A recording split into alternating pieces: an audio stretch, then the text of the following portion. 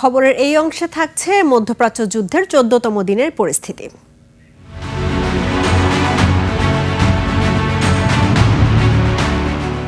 মার্কিন প্রতিরক্ষামন্ত্রী পিট হেগসেথ হুমকি দিয়ে বলেছেন রাতেই ইরানে আজ সর্বোচ্চ সংখ্যক হামলা চালাবে যুক্তরাষ্ট্র। এদিকে মার্কিন প্রেসিডেন্ট ট্রাম্প ফক্স নিউজকে বলেছে আগামী সপ্তাহে ইরানে বড় ধরনের হামলা চালানো হবে। ইরাকের পশ্চিমাঞ্চলে মার্কিন বিমান বাহিনীর একটি জ্বালানি সরবরাহকারী বিমান বিধ্বস্ত হয়ে নিহতের সংখ্যা ৬ জনে দাঁড়িয়েছে।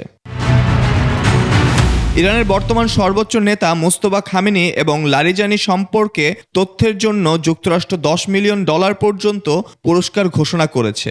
মার্কিন পররাষ্ট্র দপ্তরের রিওয়ার্ডস ফর জাস্টিস প্রোগ্রাম থেকে এই পুরস্কার ঘোষণা করা হয়। টানা ২ সপ্তাহ ধরে ইরানের সাথে সংঘাত চলছে ইসরায়েল মার্কিন যৌথ বাহিনীর। ইরানের স্বাস্থ্য মন্ত্রণালয়ের তথ্য মতে হামলায় এ পর্যন্ত ১,৪০০ জনের বেশি নিহত এবং ১৮,০০০-এরও বেশি আহত হয়েছে।